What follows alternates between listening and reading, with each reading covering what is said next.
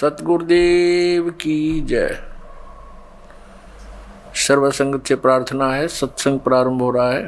कृपया सत्संग स्थल पर शांतिपूर्वक विराजमान होकर के श्रद्धा से सत्संग सुने। परमेश्वर की प्यारी आत्माओं से पुनर्निवेदन है, सत्संग प्रारंभ हो रहा है। कृपया सत्संग स्थल पर शांतिपूर्वक विराजमान होकर के श्रद्धा से सत्संग सुने। सत साहिब सतगुरुदेव की जय। बंदी छोड़ कबीर परमेश्वर जी की जय। बंदी छोड़ गरीबदास जी महाराज जी की जय। स्वामी रामदेवानंद जी गुरु महाराज जी की जय।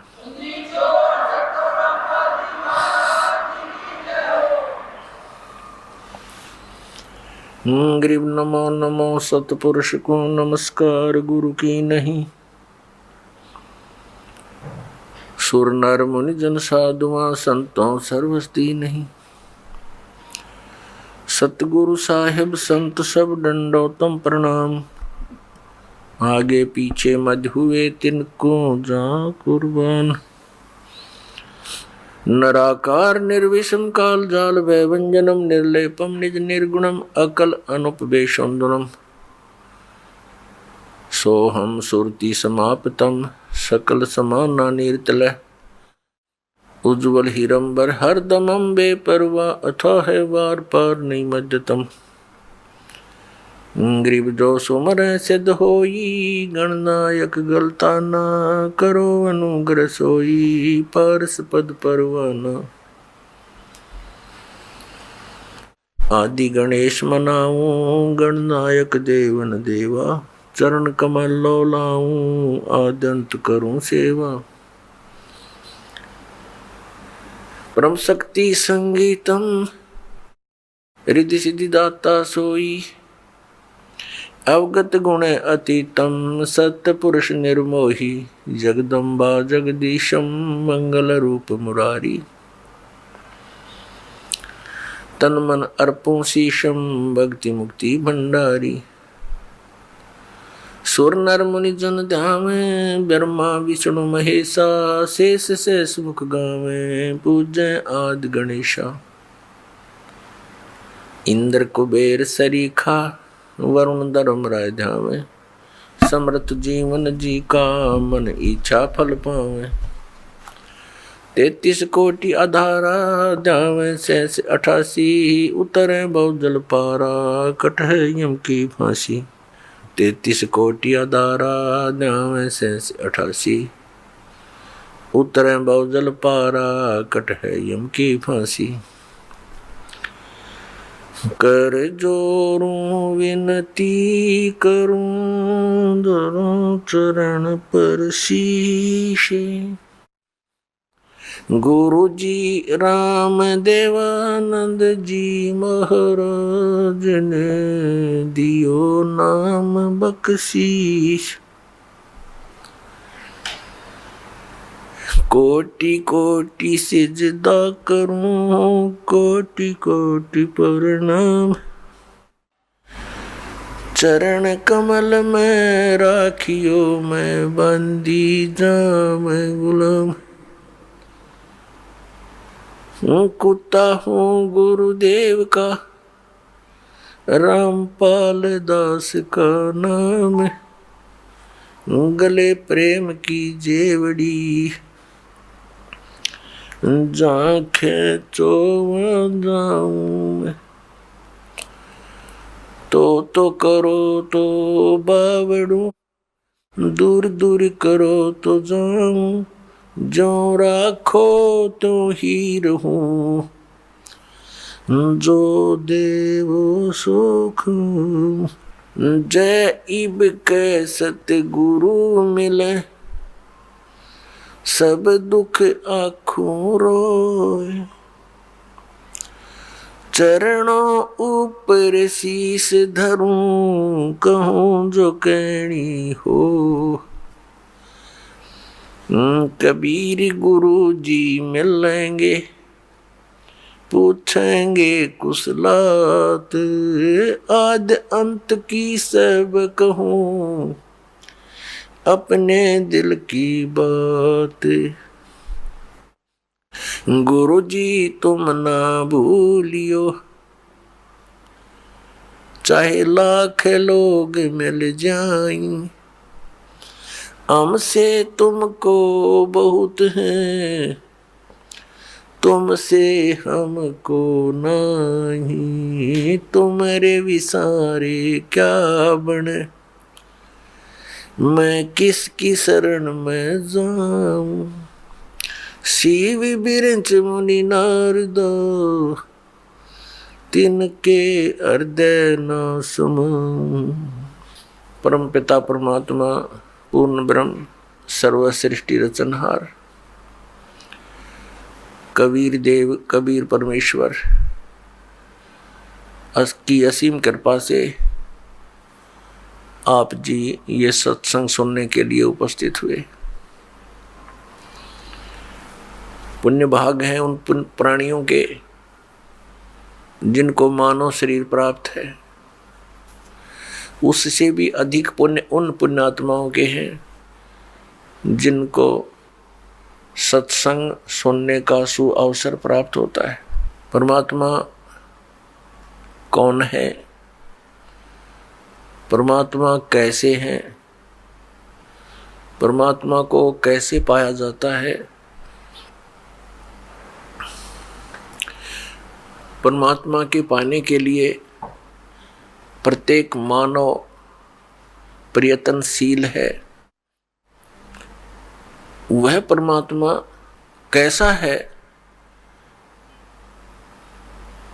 उसके अंदर ऐसी क्या विशेषता है जिसकी हम खोज कर रहे हैं। परमात्मा के अंदर ऐसी क्या विशेषता है, क्या खासियत है जिसको खोजने के लिए हमने बहुत सारे तरीके भी अपनाए हैं। अधिकतर व्यक्ति तो सांसारिक सुविधाओं को बटोरने में ही सारा जीवन लगे रहते हैं, उन्हीं को उत्तम मानकर चिपके हैं। और कुछ एक पुण्यात्माओं ने राज तक को त्याग दिया। राजा को सर्व भौतिक सुविधाएं उपलब्ध होती हैं और उसने वो सब त्याग दी और फिर परमात्मा के पाने के लिए कठिन प्रयत्न किए, परिश्रम किए, साधनाएं की, रूखा सूखा भोजन खा करके परमात्मा के पाने के लिए वो प्रयत्नशील रहे। एक समय एक सिमली नाम की लड़की थी और वो किसी गुरु से उपदेशी थी, आस्था भगवान में गणी थी। और प्रारंभ से ही ये ऐसा रहा है कि जगत और भगत का आपस में मतभेद बना रहा और जिस कारण से भक्तों को बहुत कठिन यातनाएं सहन करनी पड़ी। संसार की रीतियां, संसारिक जो परंपराएं हैं वो यहाँ इस काल के जाल में रहने के लिए व्यवस्थित है, एक व्यवस्था है। और जो लोग परमात्मा से परिचित नहीं है वो इसी में, इन्हीं में व्यवस्थित है। उस लड़की की बहुत आस्था थी। नगर के बाहर एक साधु का आश्रम था। वो लड़की उस महात्मा को आहार करा के आती थी, उनकी सेवा भी करती थी और शाम के समय अपने घर आ जाती थी। कुल के लोगों ने, परिजनों ने बहुत कुछ प्रतिबंध लगाए लेकिन लड़की नहीं मानी। उस सिमली का एक भाई था, मंसूर नाम था उसका। उसको अन्य व्यक्तियों ने कहा कि आपकी बहन शाम के समय और गैर टाइम को वक्त जाती है संत के आश्रम में। देख ले भाई, इज्जत का सवाल है। और पूरे नगर में चर्चा चलती है अपनी बहन को बनाकर। अब मंसूर ने सोचा भी पहले ये देख तो लूं वास्तव में वहां उस आश्रम में ऐसा क्या है। इस दृष्टिकोण से जब उसकी बहन शाम के समय प्रतिदिन जाती थी साधु का भोजन लेकर, जिस दिन घर वाले भोजन नहीं देते थे तो वैसे जाती थी, उनकी सेवा कराती थी, कोई कपड़े धोआती थी, कुछ देर उनकी चरण दबा देती थी। अब मंसूर ने भाई ने सोचा कि सीधा संत से बोलना अच्छा नहीं होता, साधु संत बड़े सहनशील होते हैं और सिद्धि युक्त होते हैं, अपराध के विषय में कुछ उठपटांग कहना हानिकारक हो सकता है। उसने क्या किया कि आश्रम के बाहर खड़ा हो गया और जैसी भी कच्ची पक्की कोई द्वार थी उसके अंदर कोई सुराख था, उस सुराख से वो देखने लगा। छोटा सा आश्रम था, को 100 गज का होगा, गणित करना 150 गज का, और उसमें एक झोंपड़ी डली हुई थी। संत जी बाहर बैठे थे, गर्मियों के दिन थे, चंद्रमा की रोशनी थी। तो उसने देखा कि लड़की ने जाके भोजन कराया महात्मा को, फिर बर्तन साफ किए, 1-2 कपड़ा धोआ, फिर महाराज जी के चरणों को दबाने लगी, सेवा करने लगी। तो क्या हुआ कि ऐसे उस महात्मा ने हाथ किया, आकाश से एक अमृत का प्याला आया, संत ने पिया, आधा उस बेटी को दिया। संत ने कहा कि बेटी इसमें से थोड़ा सा, एक नालायक व्यक्ति खड़ा है, उसके भी मार दे एक छींट, इस सुराख के अंदर से जा और उसके भी लगा दे, थोड़ी सी कल्याण हो जा, एक नालायक व्यक्ति खड़ा है। अब उसने जाकर के, लड़की ने आदेश पालन करना था, सुराख में से ऐसे कर दिया। उसने देखा कौन है कैसे, तो उसके भी जीभ पर वो थोड़ा सा अमृत की छींट लगी। एकदम उसके हृदय में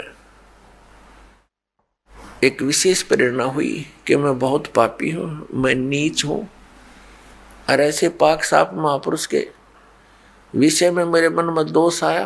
रोता हुआ आश्रम के अंदर प्रवेश हुआ और कहा, महाराज मुझ पापी का भी उद्धार हो सकता है।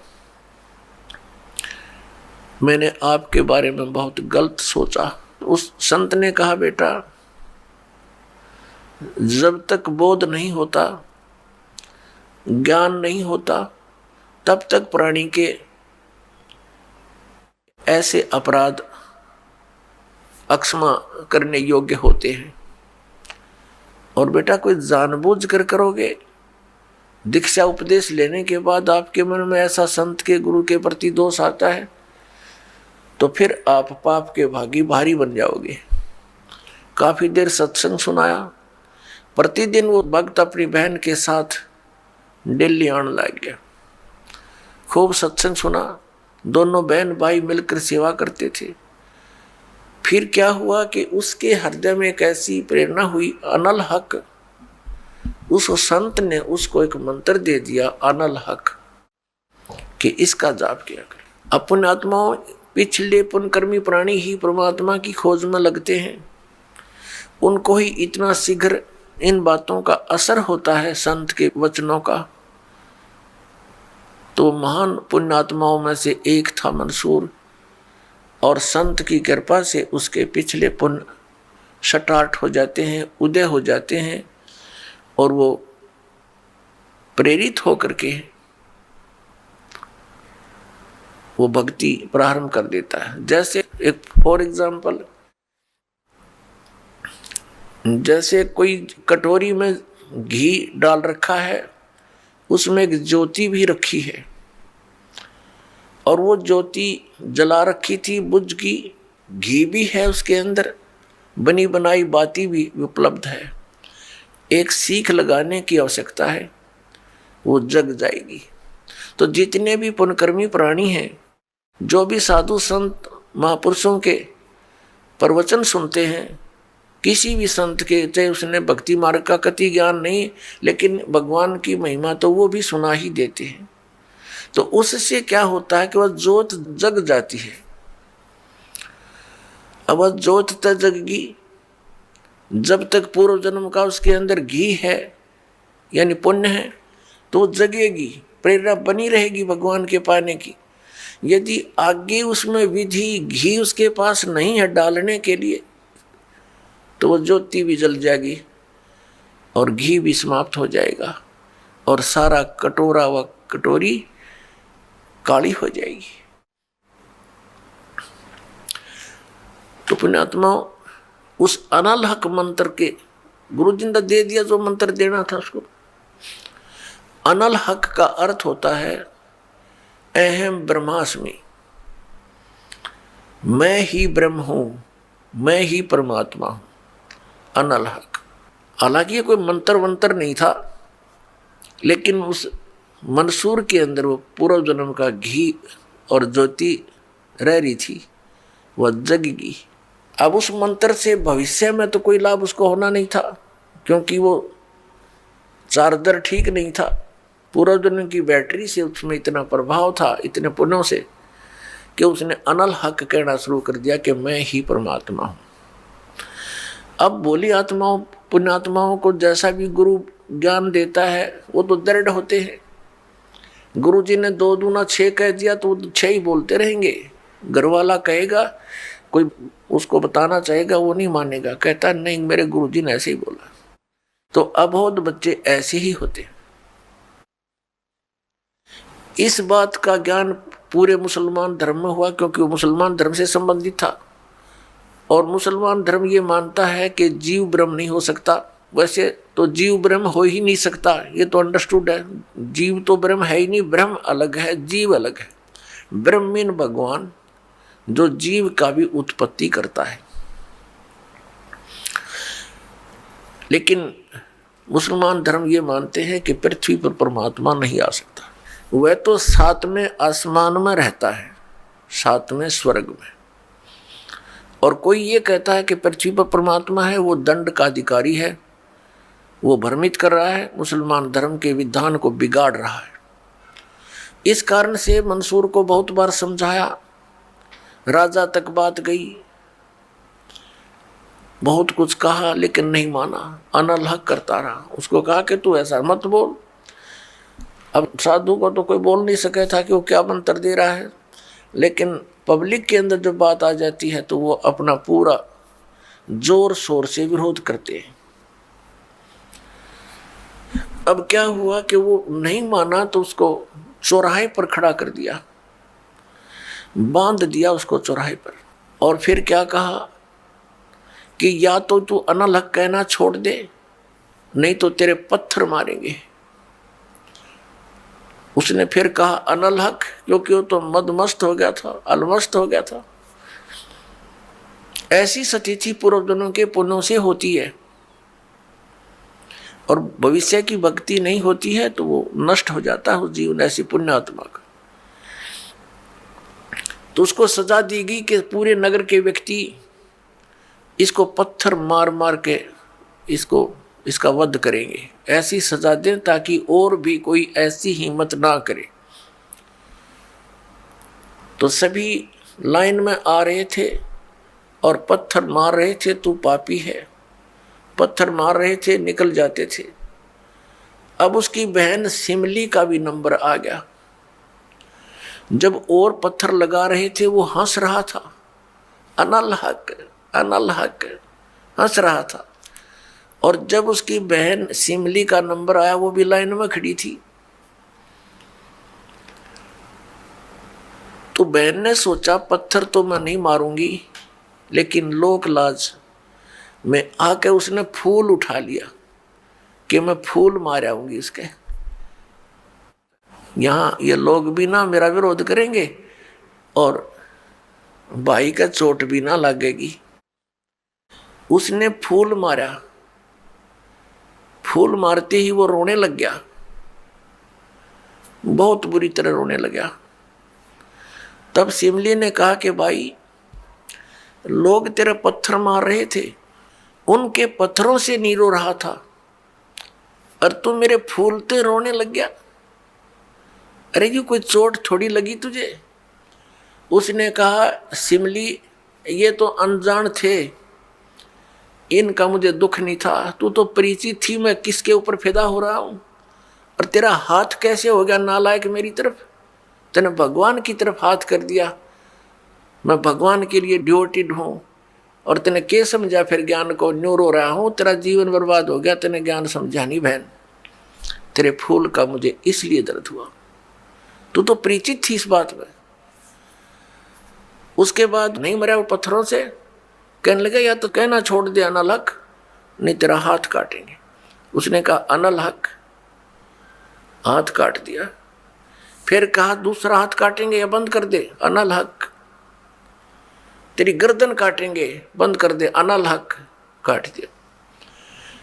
अब उसको गाड़ा नहीं, मुसलमान धर्म में नीचे दफनाते हैं जमीन में, उसको सवा कर दिया काफिर समझकर कि काफिर जलाए जाते हैं, उनकी सोच है। और उस राख को जल में फेंक दिया कि इसका नामो निशान मिट जाए दरिया में। कहते हैं वो राख भी, ऐस भी, वो बबूत भी अनल हक अनल हक अनल हक करती जा रही है। और 1000 मंसूर बनकर गलियों में घूम रहे हैं।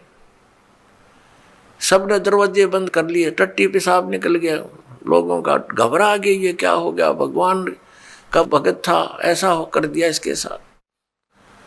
तो पुण्यात्माओं, अब ये ज्ञान है, तत्व ज्ञान है, इसको बहुत गहराई से समझना है, इससे कई कंसेप्ट क्लियर होंगे। अब प्रसंग तो चला है कि जिस परमात्मा के पाने के लिए और जिस लोक में जाने के लिए महापुरुषों ने ऐसी कुर्बानियां दी, तो कैसा है वो भगवान, कैसा होगा वो देश, ये अंडरस्टूड है। दूसरी बात ये है इसके अंदर कि कोई ये सोचे कि अनल हक मंत्र से उसमें या शक्ति आ गई थी, नहीं। उस अनल हक मंत्र के जाप करने वाला पूरा गांव था, नगर था, आसपास के और भी बहुत लोग थे जो वैसे उपदेशी थे, आसपास के बहुत से उनके शिष्य थे, लेकिन वो गुप्त रखते थे, सामने किसी को बताते नहीं थे, लोक लाज के कारण। तो कहने का भाव ये है कि उस एक मंसूर के अंदर ये क्यों काम कर गया और सिमली में नहीं कराया उसने? ये पिछले ही पुण्य से होते हैं पूर्ण हंस मुराद, ये पूर्व जन्म के संस्कार थे, उस मंत्र का इसमें कोई योगदान नहीं था। अब प्रसंग जो चल रहा है उसी पर हम थोड़ा सा डिस्कस करते हैं कि जिस परमात्मा के लिए इतनी कुछ कुर्बानियां संत महात्माओं ने की, तो वो कैसा है भगवान, ये तो अंडरस्टूड है कि वो कितना सुखदाई होगा, और वहां जाने के बाद प्राणी को कैसा सुख होगा। उसके लिए हम फिर कौन सी विधि अपनावें, कौन से ग्रंथ को सत्य माने, किस गुरु की बात पर विश्वास करें। कोई कुछ विधि बताता है, कोई कुछ विधि बताता है, और सभी कहते हैं तुम्हारा कल्याण होगा, तुम्हें मोक्ष प्राप्ति होगी। तो उसके लिए हमने ये जानने के लिए कि कौन सा मंत्र, कौन सी विधि है, वे ऑफ वर्शिप, जो यथार्थ है। अब जो भी संत कोई मंत्र देता है तो उसके उपासक उसको यही मान लेते हैं कि यही सही है। दूसरा बताता है नहीं ये मंत्र ठीक नहीं, ये विधि ठीक नहीं। तीसरा कहता नहीं ये हमारे गुरुजी ने ऐसे बताया है, ये सही है। इसका निर्णय कैसे हो? जैसे किसी अपराध के ऊपर कुछ अधिवक्ता एडवोकेट आपस में डिस्कस करते हैं। एक कहता है इस अपराध के ऊपर ये धारा लगेगी, दूसरा कहता नहीं इसकी ये धारा बनती है, इसका ऑफेंस इस धारा के अंतर्गत है, तीसरा कहता नहीं इसके ऊपर ये अन्य धारा लगेगी। तो उन तीनों का फैसला कहाँ होगा कि कौन सी धारा के अंतर्गत ये ऑफेंस है? वो संविधान के अंदर देखा जाएगा, और संविधान के अंदर जो लिखा है वो फाइनल है, वो धारा उसी के अंतर्गत वो ऑफेंस है, तो उसके ऊपर वही धारा होगी, उसी के आधार पर उस पर कार्रवाई कोर्ट में होगी, वो सही है। ठीक इसी प्रकार हमारे पवित्र जो शास्त्र हैं, सदग्रंथ हैं, ये सभी शास्त्र हैं जैसे पवित्र पांचों वेद, चार वेद तो ये वेल नोन है, ऋग्वेद, सामवेद, यजुर्वेद, अथर्ववेद। एक पांचवा वेद है, वो स्वयं परमेश्वर के द्वारा अपने मुख कमल से बोला जाता है। प्रत्येक युग में परमात्मा अपने उस तीसरे मुक्ति धाम से यानी सतलोक से चलकर आते हैं और अपने मुख कमल से उस यथार्थ ज्ञान पांचवें वेद को बोलते हैं। वो लिपिबद्ध कर लिया जाता है, वो पांचवा वेद होता है, वो कबीर वाणी है, वो परमेश्वर के मुख कमल से निकली सच्चिदानंद घन ब्रह्म की वाणी है। गीता जी अध्याय नंबर 4 के श्लोक नंबर 32 में गीता ज्ञानदाता कहता है कि अर्जुन, जो विधि साधनाएं आपने गीता अध्याय नंबर 25 के श्लोक 31 तक सुनी, कोई कैसी साधना करता है, कोई हठ योग करता है, कोई स्वाध्याय ही करता रहता है, कोई अन्य देवताओं की पूजा करता है, कोई कठिन घोर तप करता है, कोई अहिंसावादी है जैसे मुख पर पट्टी बांध कर नंगे पैरों घूमना, कोई केवल योग अभ्यास हठ योग करके समाधिस्थ होने की चेष्टा करता है, कोई प्राण अपान की क्रियाएं करता रहता है, कोई श्वासों को बाहर निकलते अंदर जाते देखता रहता है।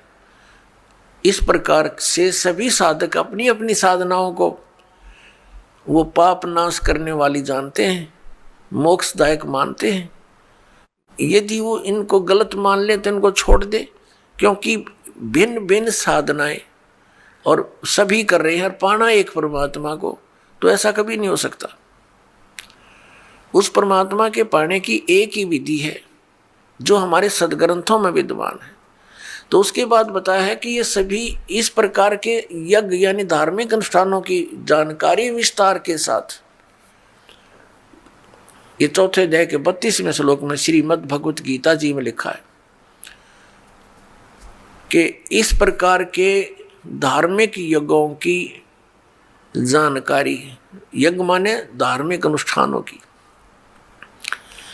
जानकारी सच्चिदानंद घन ब्रह्म यानी ब्रह्मणे मुखे सच्चिदानंद घन ब्रह्म की वाणी में विस्तार के साथ कही गई है। और उसको जानने के उपरांत फिर तू सभी कर्म बंधन से मुक्त हो जाएगा। चौथे अध्याय के 34वें श्लोक में कहा कि वो तत्व ज्ञान जो परमात्मा ने अपने मुख कमल से बोला है वो तत्व ज्ञान है। उस तत्व ज्ञान को तू तत्वदर्शी संतों के पास जाकर समझ।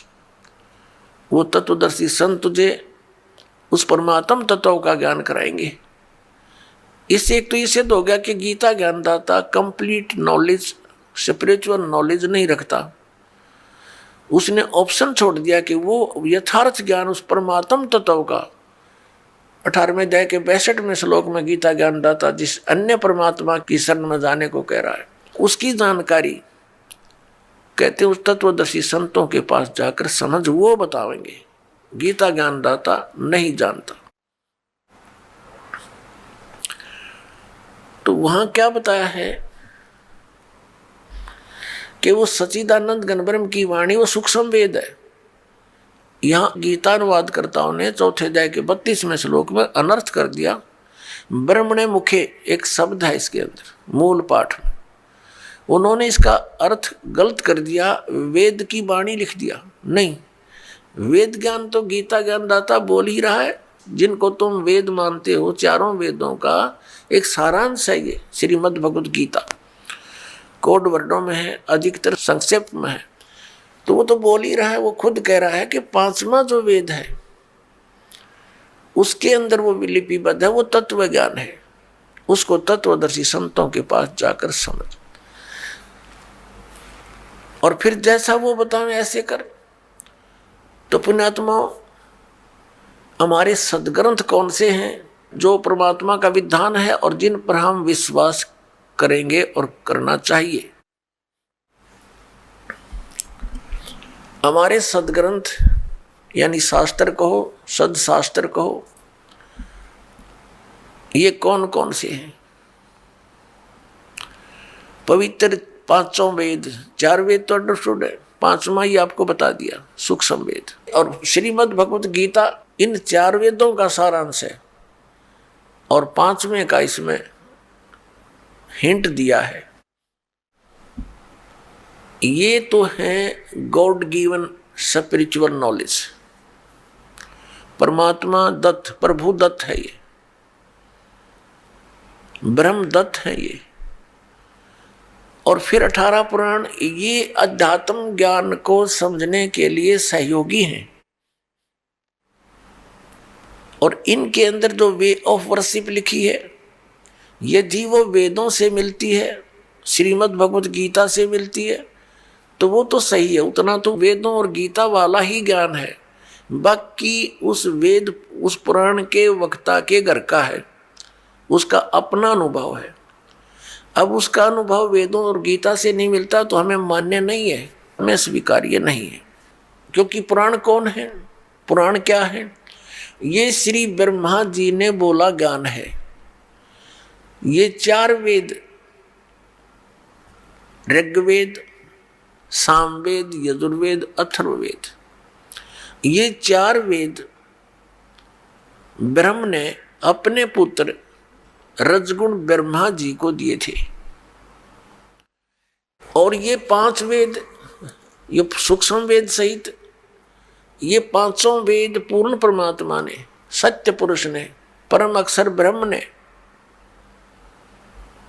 इस ब्रह्म के अंदर, ज्योति निरंजन के अंदर फीड कर दिए थे।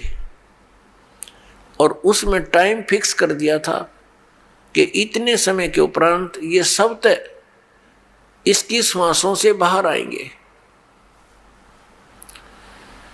जैसे कोई मादा है, गाय भैंस है, वो नए दूध होती है, गर्भ धारण करती है, समय आने पर बच्चा ऑटोमेटिकली बाहर आ जाता है। तो ऐसी सतिथि परमात्मा ने, पूर्ण ब्रह्म ने हमारे लिए की थी कि ये बच्चे भगवान को भूल ना जाएं, परमात्मा की भक्ति करेंगे इन वेदों अनुसार तो इनको बहुत लाभ होगा, इन पर आपत्तियां नहीं आएंगी, कष्ट नहीं आएंगे। ये गलती से काल के साथ चले गए हैं। वो 5 वेद जब इसकी श्वासों के द्वारा, ब्रह्म के श्वासों के द्वारा निकले, तो इसने उनमें देखा कैसा ज्ञान है भगवान ने दिया है। तो उसने वेदों को पढ़ा, तो 5वां वेद था, उसमें सारांश था, 4 वेदों का निष्कर्ष था, और पूर्ण परमात्मा की जानकारी और उसकी वे ऑफ वर्शिप, पूजा की विधि भी लिखी थी। वो घबरा गया कि इन प्राणियों को जो मेरे अंतर्गत आगे हैं, इनको यदि पूर्ण परमात्मा का और वहाँ के सुख का ज्ञान हो गया तो ये सब भाग जाएंगी ऐसी साधना करके। इसलिए इसने उस 5वें वेद को नष्ट कर दिया। 4 वेद दे दिए जिनमें गोलमोल ज्ञान है। गोलमोल का अर्थ क्या है? भावार्थ क्या है कि इसमें महिमा तो है परम अक्षर ब्रह्म की, और केवल पूजा की विधि है ब्रह्म तक की। जैसे यजुर्वेद अध्याय नंबर 40 के मंत्र नंबर 15 में लिखा कि ओम करतु समर किलबे समर करतुम समर। ओम नाम का जाप काम करते करते सिमरण करो, विशेष कसक के साथ सिमरण करो, श्रद्धा के साथ, पूरी आस्था के साथ, और मनुष्य जीवन का मूल कार्य जानकर ओम नाम का स्मरण करो। ये ओम नाम ब्रह्म का,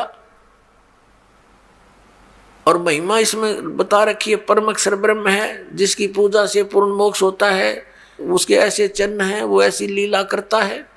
अपने आत्मा दास के सत्संग में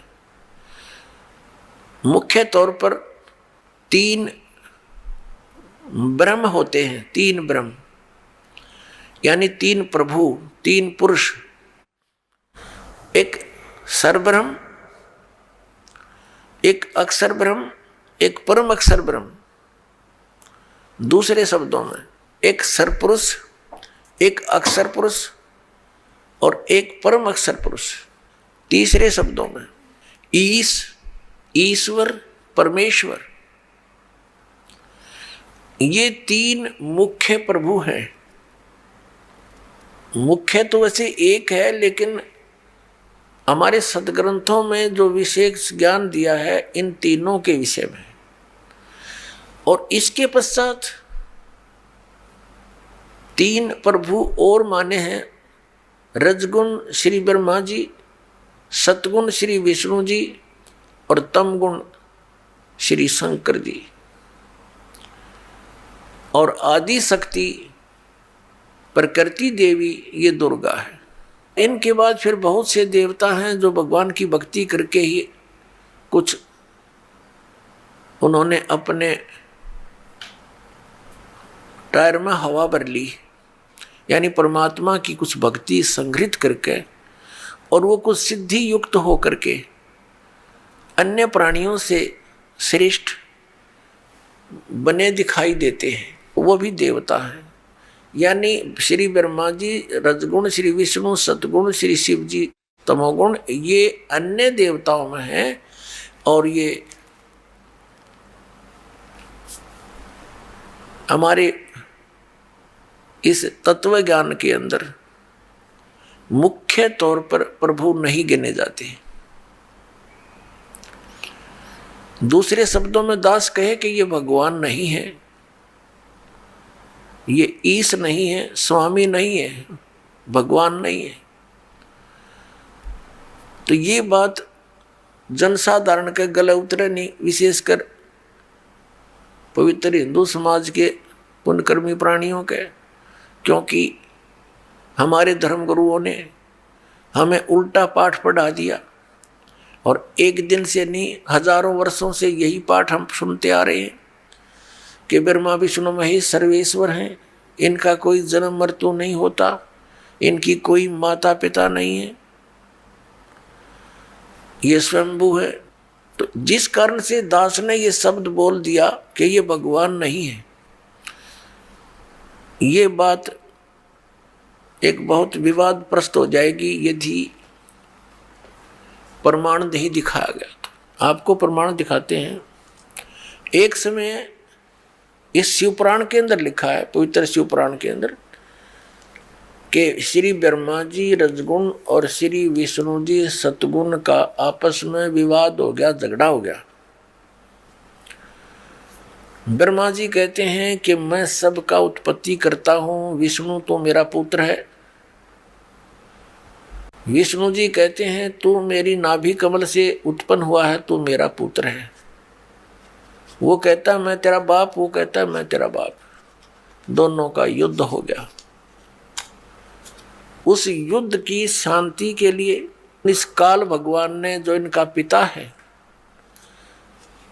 जिसको ये सदाशिव कहते हैं पौराणिक, और ये हिंदू धर्म के गुरु जी, उस सदाशिव ने इनके बीच में एक स्तंभ खड़ा कर दिया, तेजों में पिलर, बहुत लंबा चौड़ा लिंग स्तंभ। तो ये लड़ना तो भूल गए, उसके और छोर को खोजने में लग गए। जब दोनों असफल रहे तो फिर वो सदाशिव जो इनका पिता है ब्रह्मा जी, विष्णु जी, शिव जी का, वो शिव रूप धारण करके वहां खड़ा हो गया। फिर उनको ज्ञान बताने लगा, कहने लगा कि तुम अपने आप को भगवान मान बैठे, तुम भगवान नहीं हो, यू आर नॉट गॉड। अपना आत्मा दास का है तो विदग्जा इनके इतिहास बताते हैं तो आपको स्वीकार्य होगा। ये देखिए, ये है श्री शिव महापुराण हिंदी टीका सहित भाग 1, श्री शिव महापुराण विद्या अवरिधि पंडित ज्वाला प्रसाद जी मिश्र कृत हिंदी टीका सहित, खेमराज श्री कृष्णदास प्रकाशन मुंबई, इतने यहाँ से प्रकाशित है। हम इसके ये देखिएगा, इसके प्रश्न नंबर 11 से हम शुरू करेंगे। ये है विद्वेश्वर संहिता भाग 1 छठा अध्याय। नंदी केश्वर बोले, हे योगीधर, आगे एक समय विष्णु भगवान शेष सैया पर अपने गुरुड़ आदि पार्षदों से संयुक्त लक्ष्मी सहित शयन करते थे। उस समय ब्रह्म ज्ञानियों में श्रेष्ठ ब्रह्मा जी, अब यहाँ के ही से ब्रह्म ज्ञानी है, देखियो, अपनी इच्छा से ही वहाँ आए। सब प्रकार सुंदर सेज पर शयन करते हुए कमल लोचन विष्णु जी से पूछने लगे, तुम कौन हो जो मुझे देखकर अभिमानी पुरुष के समान शयन करते हो? हे वत्स, हे बेटा। ब्रह्मा जी कह रहे हैं विष्णु जी को, हे वत्स, हे बेटा, उठो, देखो मैं तुम्हारा स्वामी आया हूं, तेरा मालिक आया हूं। आए हुए गुरु को देखकर जो अभिमान करता है, उस द्रोही मूड का प्रायश्चित होना उचित है। यह सुनकर विष्णु जी के अंतर में तो क्रोध हुआ, अंदर तो बड़ा गुस्सा आया, पर ऊपर तो शांत बने रहे, परंतु बाहर से शांत रहे और बोले, हे वत्स, हे बेटा, तुम्हारा मंगल हो, बैठो, इस आसन पर विराजमान हो। अब विष्णु जी कहे, उसने ब्रह्मा जी को कहा, जा बेटा बैठ जा। इस समय तुम्हारा नेत्र कुटिल और मुख वक्र यानी टेढ़ा क्यों हो रहा? गुस्से में हो रहा था ब्रह्मा जी। ब्रह्मा जी बोले, हे वत्स, हे बेटा विष्णु, तुमको समय के प्रभाव से अभिमान है। हे पुत्र, मैं तुम्हारा रक्षक और जगत का पिता मैं हूं। विष्णु जी बोले, यह तो सब जगत मुझ में सचित है, तुम चोर के समान किस प्रकार अपना कहते हो? तुम मेरी नाभि कमल से उत्पन्न हुए हो, इससे मेरे पुत्र हो, मुझे पुत्र कहना सर्वथा व्यर्थ है। नंदी केश्वर बोले, इस प्रकार ब्रह्मा विष्णु दोनों ही रजोगुण से मुग्ध होकर विवाद करने लगे। मैं श्रेष्ठ हूं, मैं स्वामी हूं, ऐसा कहकर एक दूसरे को मारने की इच्छा से युद्ध करने में उत्सुक हुए। अब देखो, संपूर्ण देवता विमान में बैठकर वो तो लठ बजाने तैयार हो रहे हैं, और हमारे देवता फिर क्या क्रिया करते हैं? तब संपूर्ण देवता विमानों में बैठकर उस महा अद्भुत युद्ध को देखने चले आए और आकाश में उनके ऊपर फूल बरसाने लगे। वारे देवताओं, बताइए, देवताओं के काम है, दो भाई लड़ भी रहे हैं किसी कारण से, भले पुरुषों का काम हुआ उनका बीच बचाड़ा करके छुटवावे, उनसे युद्ध बंद करवावे, और ये देवता फूल बरसावे। कहाँ मरो कटके, देखो कौन सा तगड़ा है। तो ये सारा काम बिगड़ा पड़ा पुण्यात्माओं इस तत्व ज्ञान के अभाव से। अब हम उस प्रसंग पर आते हैं कि जिसके अंदर ये कहा गया है इसी पवित्र पुराण में कि ब्रह्मा और विष्णु तुम भगवान नहीं हो, यू आर नॉट गॉड। देखिए, अब हम आगे हैं 17 पृष्ठ पे। और विद्वेश्वर संहिता भाग 1 अध्याय 9, ये वही प्रसंग यहां तक चल रहा। नंदीकेश्वर बोले, इस प्रकार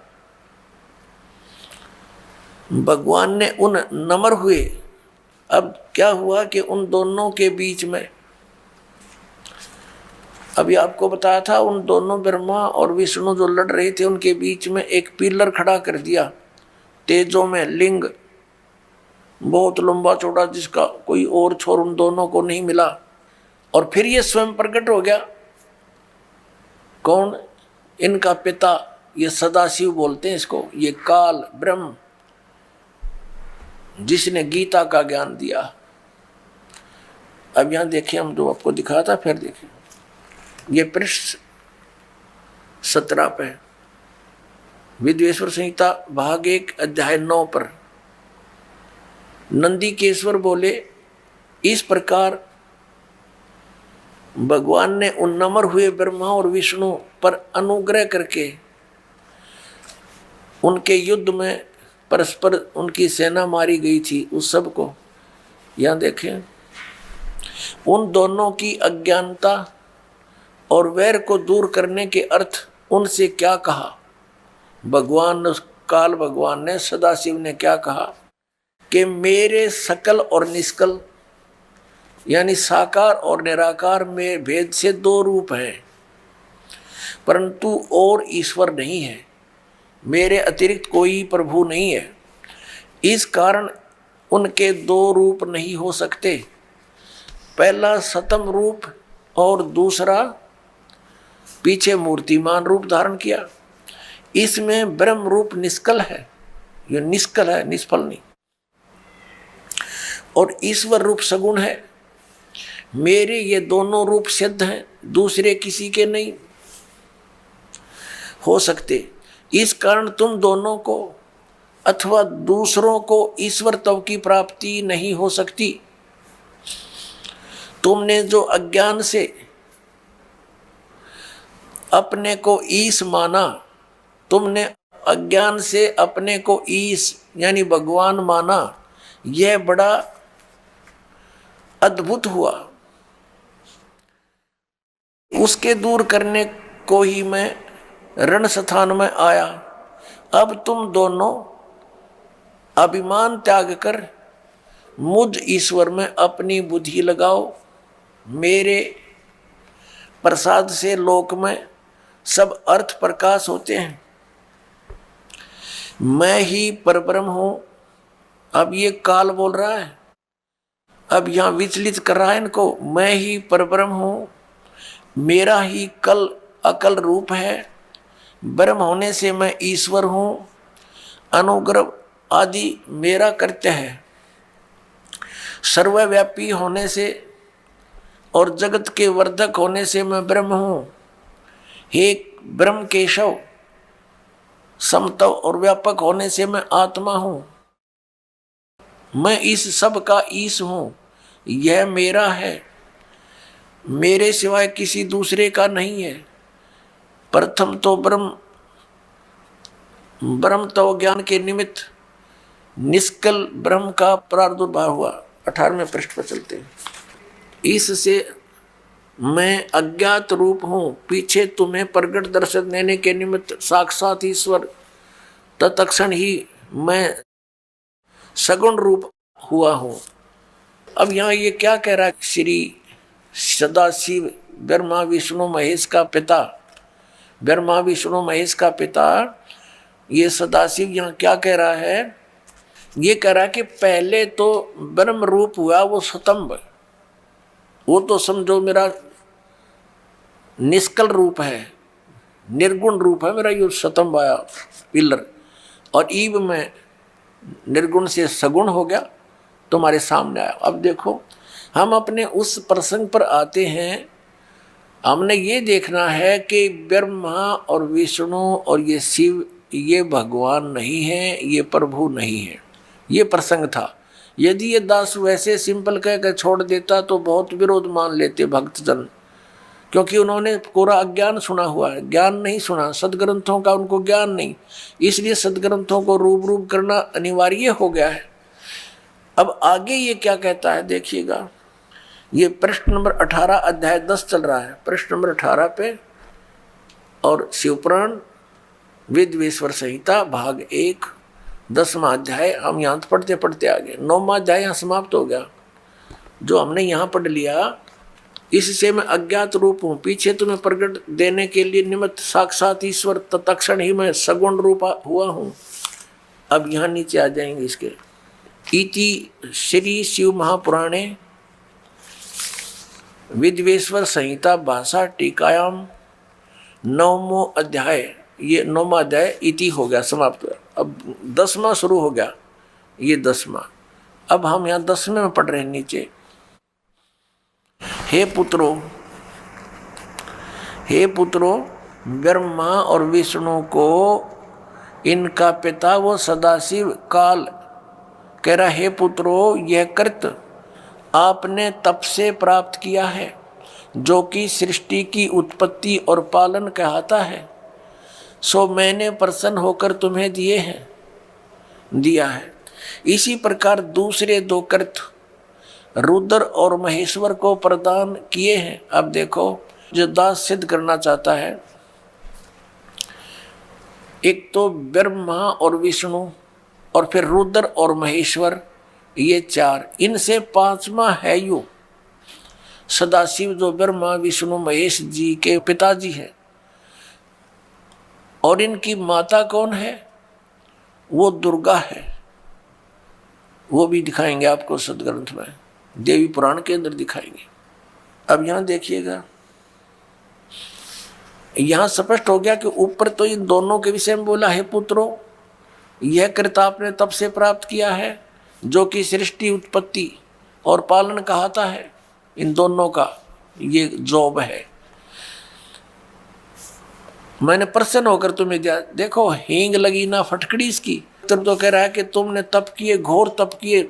इसमें लिखा है कि विष्णु जी ने 12,000 वर्ष तक घोर तप किया, ब्रह्मा जी ने इतने वर्ष तक तप किया। तो कहता है इस तप के बदले में मैंने खुश होकर तुम्हें दिया है। बता, इन की भलाई इन्हीं को सौंप दी। अपनी तरफ से क्या दिया इसने? पहले इनसे डले डुआई हठ योग करो, सिद्धि युक्त हो गए। अब फिर रिमोट अपने हाथ में लेकर इनको कहा तुम सृष्टि करो। सब जीवों को यहाँ पर स्थिति, उत्पत्ति, संहार ये अपने पुत्रों से करवाता है और स्वयं खाता है सबको। ये काल है। गीता जी अध्याय नंबर 11 के श्लोक नंबर 32 में कहता है, मैं काल हूँ अर्जुन, और अब प्रकट हुआ हूँ, अब आया हूँ मैं, अब प्रवृद्ध हुआ हूँ। और श्री अर्जुन जी पूछ रहे हैं कि हे महानुभाव, आप कौन हो? मैं आपसे परिचित नहीं हूँ। अरे अर्जुन का साला था श्री कृष्ण, और उससे अपरिचित हो गया इतनी जल्दी? क्योंकि वो श्री कृष्ण था ही नहीं, श्री कृष्ण में प्रवेश वो काल था।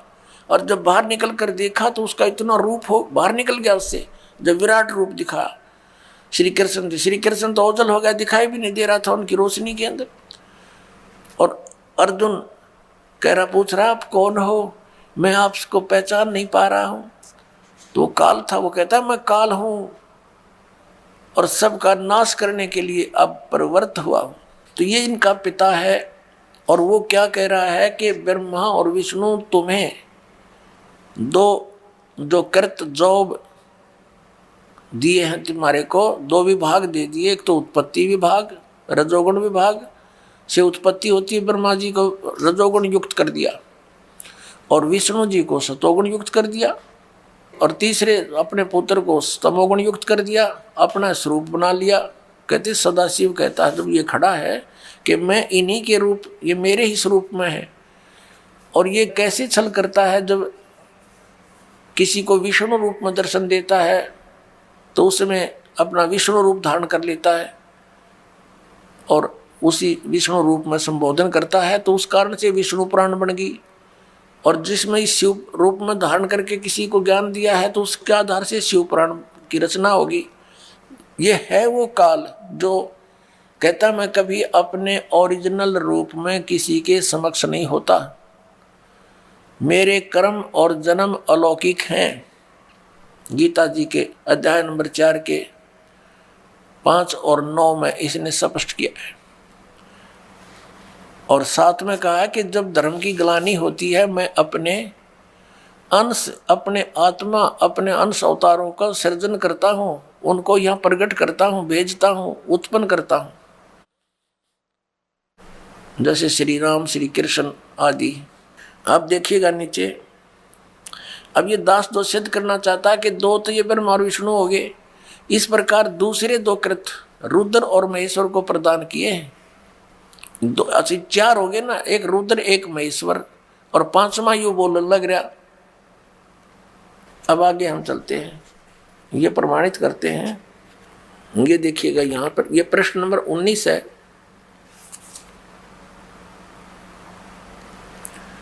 और ये विद्वेश्वर संहिता भाग 1 अध्याय 10 चल रहा है, यहां से हम लेंगे। हे सौम्य, मेरे अज्ञान से विमुख होने से तुम्हें अज्ञानता आ गई। विष्णु और ब्रह्मा जी को कह रहे हैं, मेरा ज्ञान होने से ऐसा नहीं होता, ज्ञान और रूप महेश के तुल्य हो जाते हैं। इस कारण इस ज्ञान की सिद्धि के निमित्त ओंकार नामक मंत्र जप करो। अभिमान दूर करने वाला, यह अभिमान दूर करने वाला है, सोई निज मंत्र उपदेश करते हैं। यह ओंकार मेरे मुख से उत्पन्न होने से मेरे ही रूप का बोधक है, यानी ब्रह्म का, और महामंगल करने वाला है। यह वाचक है, मैं वाच्य हूँ। यह मंत्र मेरा आत्मा है कि उसके स्मरण से मेरा स्मरण होता है। उत्तर की ओर मुख से आकार का, इसका बहुत वर्णन दे रखा है। पश्चिम के मुख से उकार का, दक्षिण के मुख से मकार का, पूर्व के मुख से बिंदु का, और मध्य के मुख से नाद उत्पन्न हुआ है। इस प्रकार पांच प्रकार से यह निर्गत हुआ, सब एक होकर ओम ऐसा एक अक्षर हो जाता है। ओम ऐसा एक अक्षर हो जाता है। अब हम इससे इतना ही लेंगे। इस पवित्र पुराण ने हमारा बहुत सा काम हल्का कर दिया इस दास का। एक तो ये सिद्ध कर दिया कि ब्रह्मा और विष्णु और शिव और रुद्र, महेश्वर जिसको कहते हैं, ये भगवान नहीं है, ये ईश नहीं है। इसलिए दास कहता है कि तीन मुख्य रूप में दास के प्रवचनों में ये ब्रह्म समझो। एक सरब्रह्म, एक अक्षर ब्रह्म, और तीसरा परम अक्षर ब्रह्म।